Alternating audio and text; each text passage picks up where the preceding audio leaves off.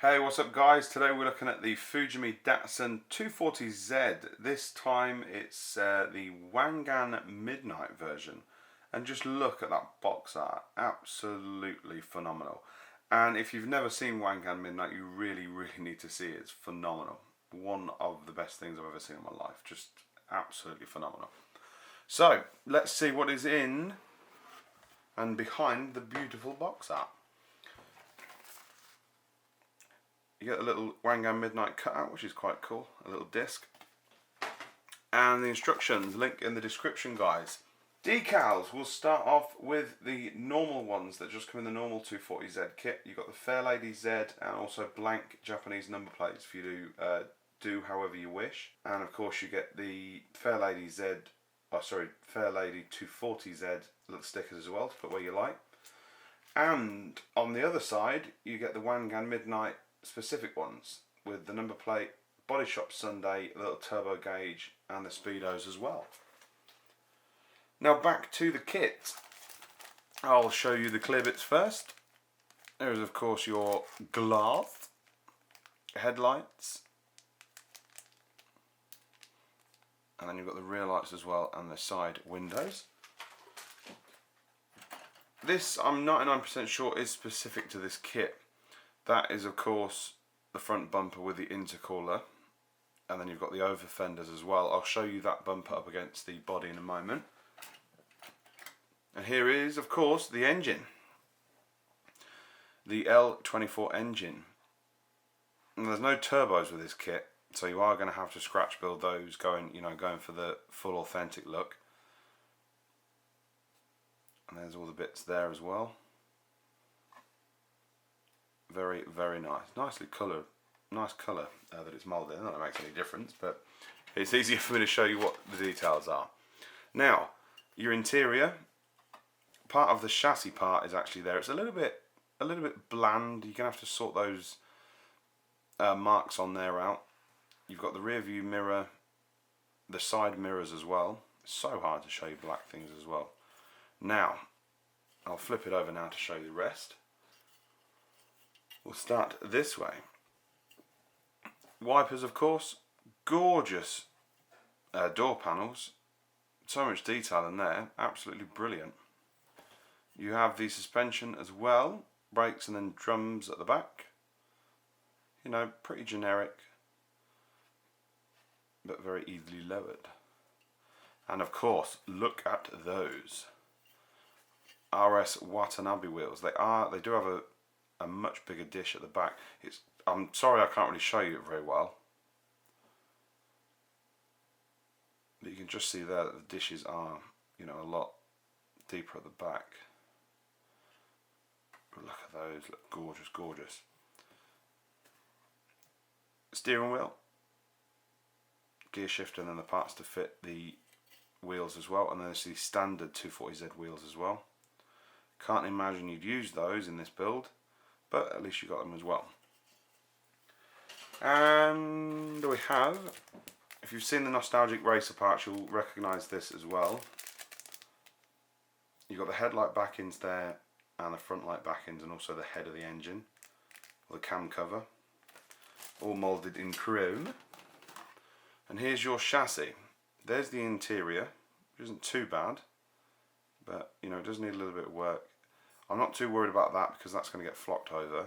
I'll just tidy it up ever so slightly, and that rear's covered anyway. So now this has an engine, however this engine bay is a little bit rubbish. There it is. You're going to need a lot of work to do that and to fit the engine. It's not difficult, but that is that. And there's your seats from the front. I just wanted to show you from the rear how nice they are, and they need very little work. A little sinkage on that left one, but nothing major. There's your subframe, anti-roll. No, that's not anti-roll. That is the steering rail. It's very basic, and there's the rear as well. Dashboard. I'll flip this over again. Because this is a generic 240Z kit, you do get left-hand drive as well. Very, very, I would love these cars.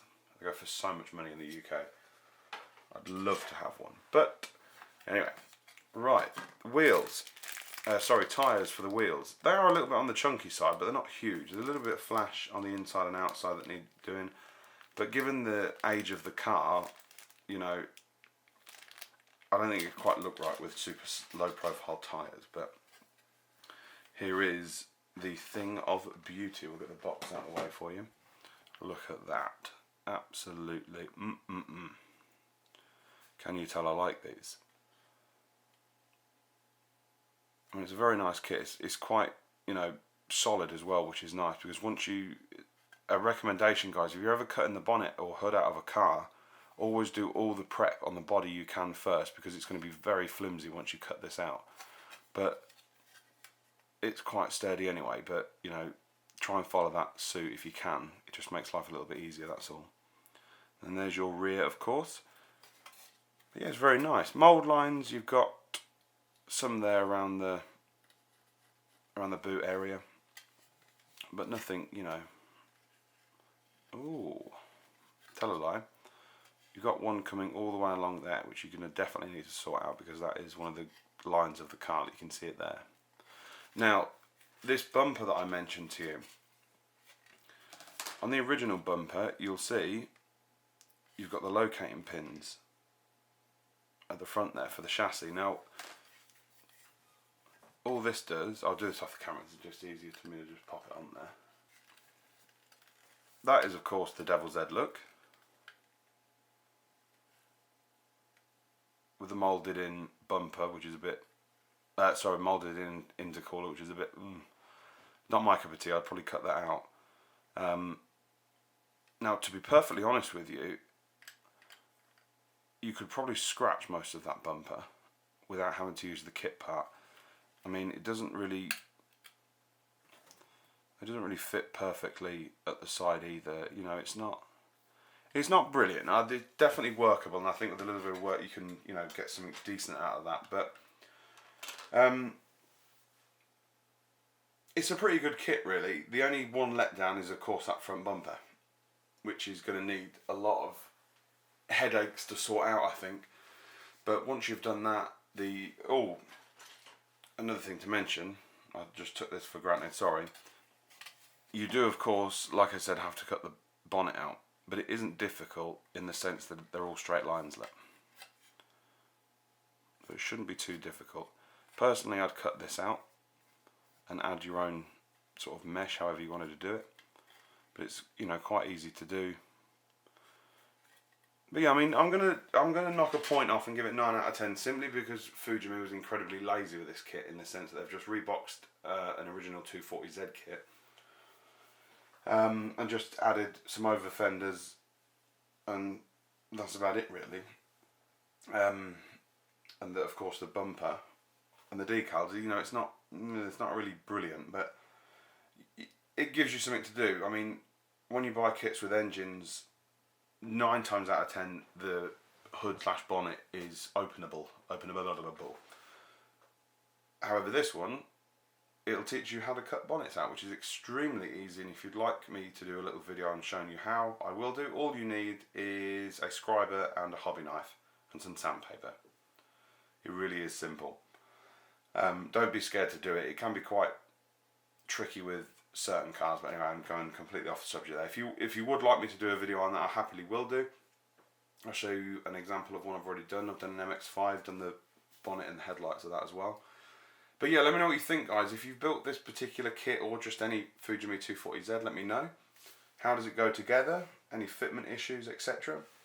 And yeah, always happy to hear from you guys, and I'll see you in the next videos that are up and coming. Take it easy. Bye bye.